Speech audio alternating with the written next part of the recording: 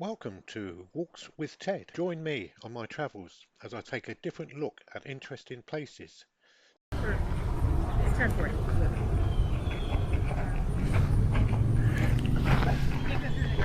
Right, hello and welcome. It's the last day of our tour of Washington DC, but we're not actually in Washington itself. We've actually come out by the metro and the bus, and we're at a place called Mount Vernon, which is the home of the first president of the US, whose name was, of course, George Washington. And behind us here we have his mansion, so we'll just turn the camera around like we always do, so you can see it better without my ugly face on it.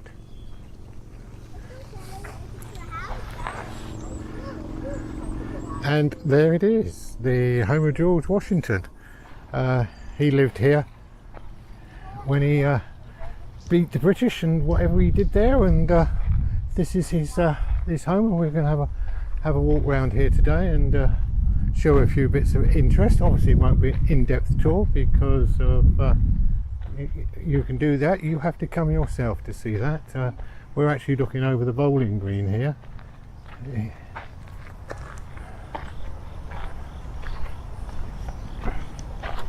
Anyway, let's go around and catch up, and we'll go round to the front of the house. We're actually standing on the veranda of Mount Vernon, overlooking the Potomac River. As you can see, if you are the president, I suppose you do get the best place in Washington to build a house, and this is definitely it. And there's the famous chairs that he used to sit on. Obviously there's more than one at the moment, so are you going to sit in the chair then, just for the shot? Look at that, there you go, there we go. Now this beats I feel like Ted Washington, not George Washington, but what a wonderful place. Hey, it is absolutely stunning, this whole area. Yeah, you can just imagine back in the year dot, the old sailing boats coming up here with their cargo. Yeah.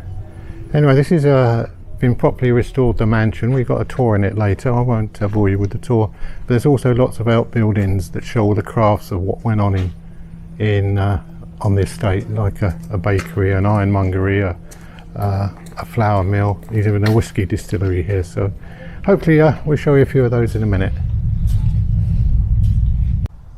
There you go. And here it is from the front. Apparently after George Washington died, his estate was let to go to rack and ruin, and it was only to an association of women that got together. I forget what they called themselves, the Mount Vernon Women's Group, and they clubbed together to raise the money and funds to actually restore this house back into its pristine condition, so we can appreciate it during our visit, which is absolutely stunning. And then you've got all around here, you've got the houses here for all the trades that I was saying, and then it actually does look right down over the Potomac. What a view, what a place to live. Yeah, that is some place, isn't it?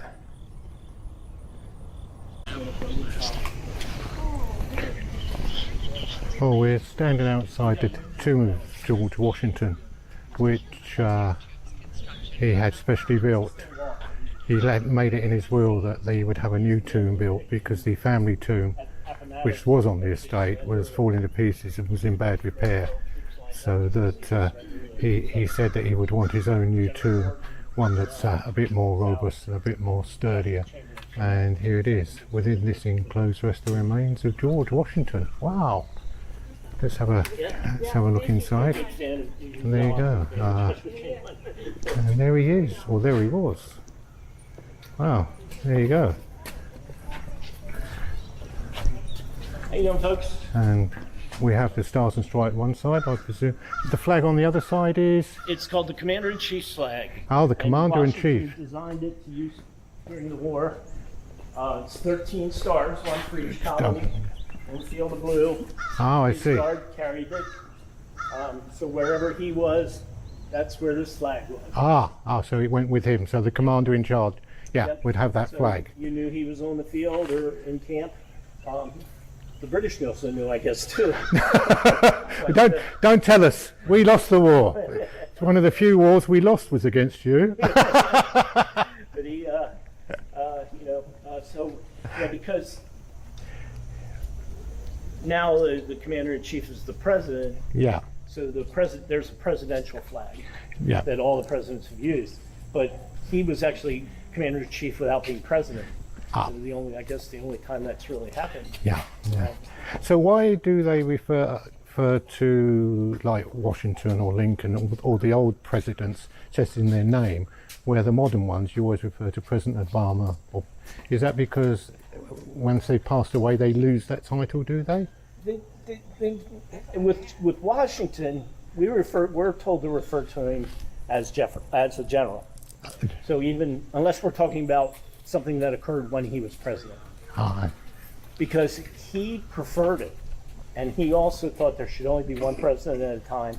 The time where most of the historic area we're trying to recreate is 1799. By then, John Adams was president. So,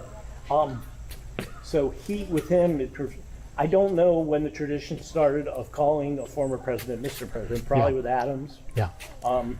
And then, as far as when, they don't lose the title nowadays.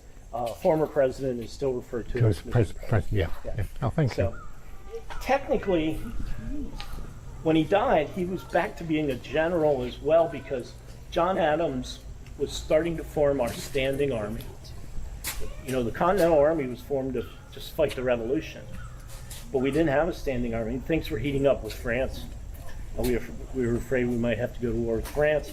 So John Adams starts forming what would become our modern army, and he gets Washington to lead that army, only as a figurehead. He never left here in any capacity to lead that army. I believe he ordered a uniform, but it never arrived. It arrived after he died, or it never arrived. Maybe they found out he was dead. Alexander Hamilton did a lot to organize that new army. So. Wow, thank you very much. That's very, very interesting. Right.